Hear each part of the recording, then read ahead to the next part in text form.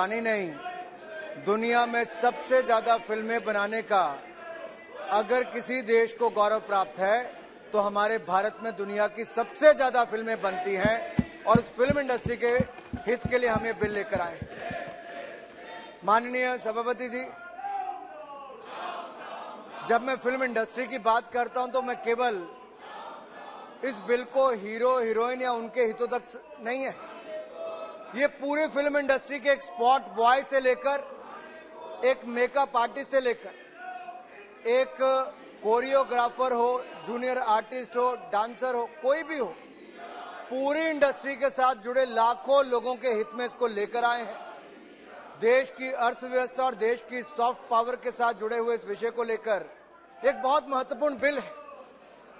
अब उन कलाकारों की फिल्में देखने के लिए तो सब लोग सिनेमा में जाते होंगे, टीवी पर देखते होंगे, लेकिन जब उनके हितों की बात आज इस सदन में होने जा रही है तो सिनेमा जगत के खिलाफ आज यहां पर ये आवाज यहां पर उठा रहे हैं, ना कि उनके इसमें मदद करने के लिए। 1952 में जब ये पहली बार इस पर कानून बना था, 1952 के बाद बड़े संशोधन नहीं हुए। आज से 40 साल पहले केवल एक आधा बड़ा संशोधन हुआ, लेकिन पायरेसी की समस्या ने इस देश में एक बहुत बड़ी चिंता खड़ी की और देश और दुनिया के सामने बहुत बड़ी चिंता है। पूरी फिल्म इंडस्ट्री वर्षों से मांग कर रही थी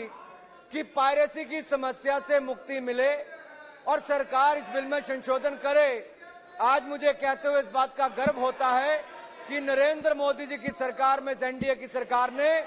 फिल्म वालों के हित के लिए और देश के हित के लिए आज बहुत बड़ा संशोधन इस बिल में करने के लिए लाए हैं।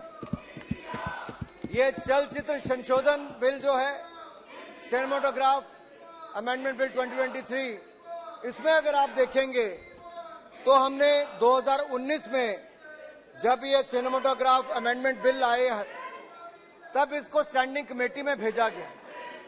और स्टैंडिंग कमेटी में काफी लंबे समय तक चर्चा हुई और 2020 में स्टैंडिंग कमेटी ने इसको वापस अपने सुझाव देकर भेजा और उसके बाद अगर आप देखेंगे स्टैंडिंग कमेटी के सुझावों के बाद 16 मार्च 2020 के बाद हमने इंडस्ट्री के साथ और अन्य स्टेक होल्डर के साथ वाइडर कंसल्टेशन करके इस बिल को हम लेकर आए हैं, जिनमें कुछ प्रमुख हिस्सों पर मैं आज थोड़ा प्रकाश डालूंगा। बाकी मैं सभी सदस्यों की बात सुनने के बाद विस्तार में इसकी चर्चा आपकी अनुमति से करूंगा। जब ये 16 मार्च 2020 को स्टैंडिंग कमेटी ने अपनी रिपोर्ट पेश की तो उसके बाद हमने फिल्म सर्टिफिकेशन के लिए जो अनुमति मिलती थी, पहले मिलता था कि 10 साल के लिए आपको लाइसेंस मिलता था, फिर आप 10 साल के बाद फिर आते थे, फिल्म आपने बनाई, कंटेंट आपका है, लेकिन इनकी सरकारों के समय उनको बार बार चक्कर काटने पड़ते थे। हमने कहा अब आपको चक्कर नहीं काटने पड़ेंगे,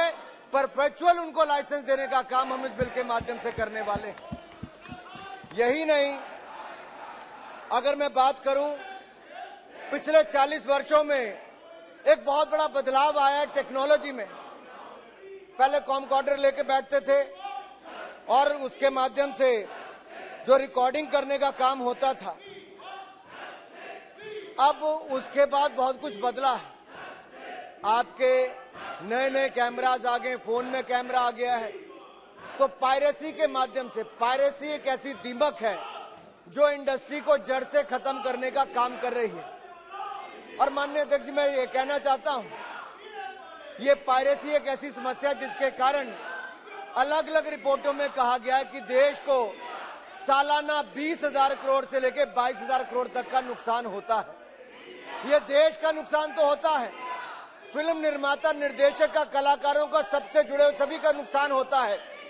आज जब आप ये बिल पास कर देंगे तो आज ये भी होने वाला है कि हम उनका हक दिलाएंगे जो भारत का नाम अपनी फिल्मों के माध्यम से पूरी दुनिया में भारत का नाम करते, उनको हक दिलाने का काम आज करने वाले हैं। अब माननीय सभापति जी, मैं एक और कहना चाहता हूं, पायरेसी की जब बात आती है, बेचारे बड़ी मेहनत मजदूरी के साथ अपना खून पसीना बहाकर फिल्म तो बना देते हैं।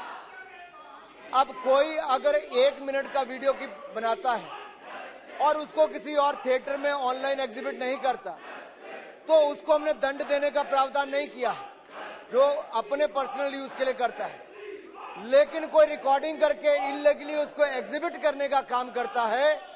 तो उसको जेल का कानून भी यहाँ पर रखा है, 3 साल तक की सजा भी है, 3 लाख रुपए तक का फाइन भी है और 5% जो लागत है फिल्म की ऑडिट उसका भी उसको वहां तक भी दंड दिया जा सकता है। यानी कि अगर 1000 करोड़ रुपए फिल्म बनने पे लगा तो 5% यानी कि 50 करोड़ रुपए तक दंड जा सकता है। तो हमने कठोर थोड़ा कानून इसलिए भी बनाया है कि कलाकारों को और कला से जुड़े हुए व्यक्तियों को उनको न्याय मिल सके। माननीय सभापति जी, जो डेफिनेशन है,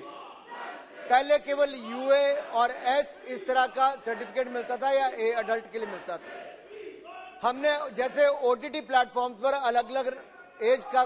क्राइटेरिया रखा है, इसमें भी जागरूकता के लिए रखा है कि माँ बाप को पता हो कि अगर यूए 7+ है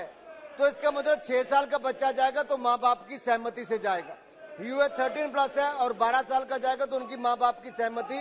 या उनके जो अभिभावक है, गार्डियन है, उनके कहने पे। तो हमने इसको थोड़ा लिबरल भी बनाया और थोड़ा जागरूक करने की दृष्टि से भी बनाया है। और यही नहीं, जो फिल्में पहले बन जाती थी तो माननीय अध्यक्ष जी, फिल्में बनने के बाद क्या होता था कि किसी को ए सर्टिफिकेट या एच सर्टिफिकेट है वो टीवी पर नहीं दिखती थी। हमने इसमें प्रावधान लेकर आ गए हैं कि हम इसमें अगर कोई छोटी अमेंडमेंट करता है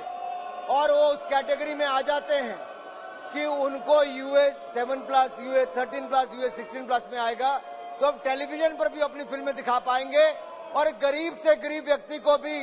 अगर सिनेमा जाने के लिए उसका पैसा नहीं है तो टीवी पर उसको सब कुछ देखने का अवसर मिलेगा। ये भी प्रावधान हमने इसमें कर दिया है। मैं बड़ा विस्तार में नहीं कहना चाहता, मैं सदन के सदस्यों से सुनना चाहता हूं, लेकिन हमने राज्यसभा में भी सबने आम सहमति के साथ इसको पास किया, सबने देश के हित में किया। मुझे पूर्ण विश्वास है लोकसभा के भी हमारे सभी माननीय सदस्य अपने बहुमूल्य विचार भी देंगे और भारत की सॉफ्ट पावर को और मजबूत करने के लिए जैसे आरआरआर ने ऑस्कर अवार्ड जीता, एलिफेंट विस्परर ने डॉक्यूमेंट्री में अवार्ड जीता, भविष्य में भी भारत की फिल्में और ऑस्कर और बाफ्टा जैसे अवार्ड जीते, उस दिशा में भी ये कदम उठाए गए हैं ताकि और उनको बल मिल सके, यहाँ पर फायदा हो। मैं चाहूंगा, आपने मुझे समय दिया, बाकी सदस्य अपनी बात रखें। बहुत बहुत धन्यवाद। श्री मनोज तिवारी जी।